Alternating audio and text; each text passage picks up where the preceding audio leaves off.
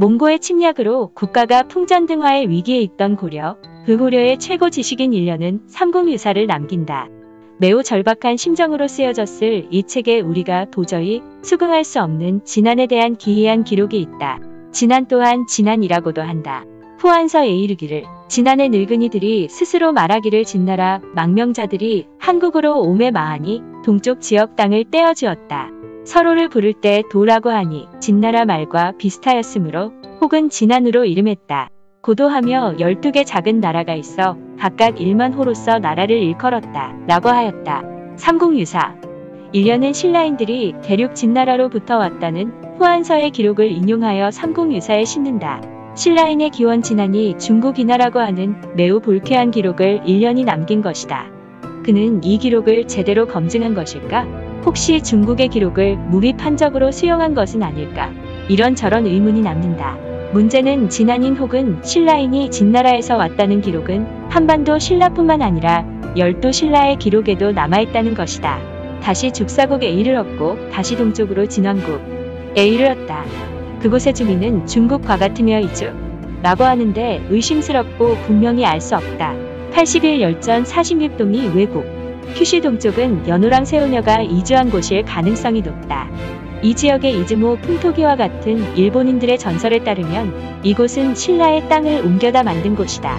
이주와 같은 무인촌을 보았다고 삼국유사보다 더 구체적인 내용들을 배청은 적고 있는데 이 지역 이름이 진왕국이라고 하여 진안과 같은 세력이 배청이 현지를 방문한 608년에도 있었다는 기록이다. 그리고 배청은 이들이 외인이 아닌 화하인 즉 중국인이라고 하는 기록을 남긴다. 배청은 자신이 발견한 열도에 있는 중국 진나라를 기원으로 하는 세력의 존재는 남기지만 비슷하기는 하나 명확히 밝힐 수는 없다.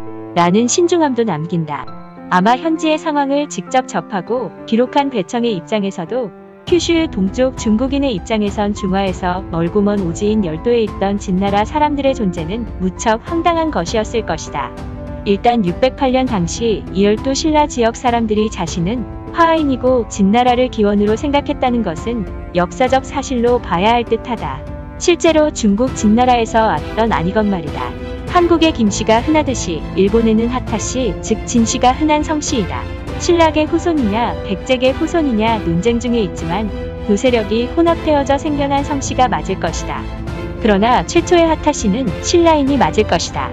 그 하타씨는 일본의 고대 족보집 신찬성시록의 진시황제 3세손의 후손으로 되어 있다. 물론 터무니없는 기록이다. 진시황제 3세손은 역사에 존재하지 않는 인물이고 설령 있다고 해도 큐슈 동쪽으로 오지도 않았을 것이다. 다만 열도 신라인들도 자신들이 중국 대륙의 진과 밀접한 지역에서 왔다는 이야기를 좀 폼잡아가면서 하지 않았을까 생각할 수 있다. 한반도 신라, 열도 신라 모두 자신의 기원을 중국 대륙의 진나라로 하고 있다. 이렇게 되면 여러 가지 상식적인 질문들을 하지 않을 수 없게 된다. 일단 고대 반도와 열도의 신라인들의 언어를 모태로 해서 태어났을 현대 한국어와 현대 일본어는 중국어와 전혀 다른 문법 구조를 가진다. 정말로 신라인들이 중국인으로부터 왔다면 이런 일은 있을 수 없다. 그 다음 반도 신라와 열도 신라의 문화신앙의 코드이다. 한국 무속신앙과 일본 신도의 공통적인 요인들, 예를 들어서 문 앞에 새끼줄을 걸어둔다거나 한국의 경우 마을 입구에 솥대를 세워두고 일본의 경우에는 신사의 입구에 새가 앉아있는 기둥을 놓아둔다. 현대에는 새가 머무는 곳 토리이라는 이름이 남아있다. 이게 중국 문명과는 전혀 다른 중앙아시아 문화라고 하는 것에서 사서에 반복 기록된 신라인은 중국 진나라에서 왔다는 기록에 대해서 의구심을 가지게 하는 것이다. 머리가 복잡해졌으므로 잠깐 영화 이야기를 해보자. 영화 올드보이에서 오대수는 이우진에게 15년 동안 감금을 당한다. 영화의 대부분은 왜 이우진이 오대수를 가두었느냐는 의문을 추측하는데 할애되고 오대수는 마침내 이우진을 만난다. 이제 이우진이 오대수에게 하는 그 유명한 명대사를 한번 다시 보도록 하자. 당신의 진짜 실수는 대답을 못 찾은 게 아니야. 자꾸 틀린 질문만 하니까 맞든 대답이 나올 리가 없잖아. 왜 이우진은 오대수를 가뒀을까? 다 아니라 왜 풀어줬을까란 말이야. 자, 다시 왜 이우진은 오대수를 15년 만에 풀어줬을까요? 이우진의 말대로 오대수가 처음부터 질문을 다르게 했다면 오대수는 자신이 원하는 답을 훨씬 쉽게 찾았을지도 모른다. 물론 그 결과는 이우진의 의도대로 끔찍한 거였겠지만 말이다. 이제 이것을 앞에 신라인이 진나라 중국에서 왔다는 사서의 기록과 실제 상황에서 발생하는 모순을 푸는데 적용해보자. 질문을 한번 바꿔보자는 말이다. 우리의 질문은 신라인이 중국 진나라에서 왔다는 게 사실이야? 였는데 한번 신라인은 진에서 왔다고 하는데 그 진이란 무엇인가? 이렇게 바꾸어 보면 어떨까? 동양인들은 오랫동안 동양 문명의 근원은 중국의 황하 문명이고 여기서 발생한 문명의 수혜를 받아 북방 기마, 민족 고대, 한민족, 일본의 문명 등등이 생겨났다고 믿어왔다. 이런 인식은 중국 한족의 기록을 통해서 형성된 것이다. 예를 들어 고대에는 황하 문명 지역이 유일한 문명 지역이고 그 이외의 지역은 야만족 오랑캐의 땅이라는 한족 중심의 서술과 같은 것들이다. 새로운 고고학 발굴 결과들은 이 중국 한족의 기록이 잘못되었다는 것을 시사한다.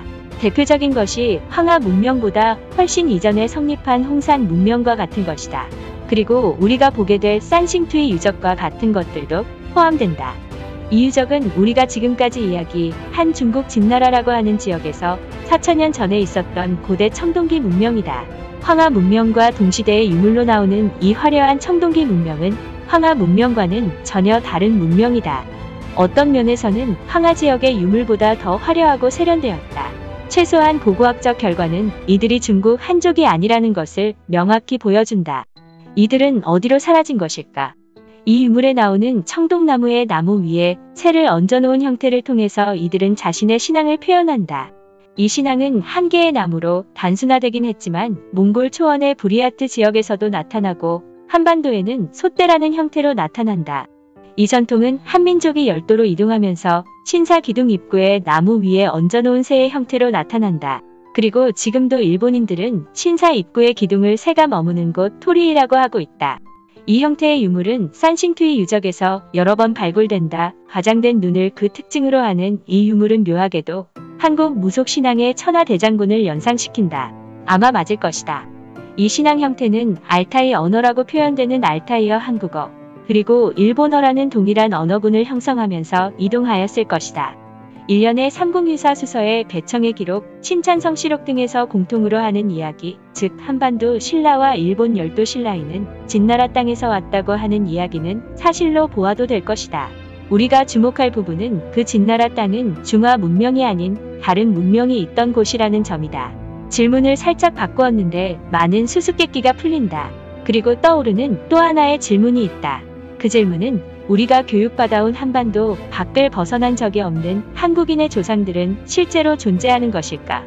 아니면 일본 제국주의가 우리에게 주입시켜 놓은 허구적 존재인가? 하는 것이다.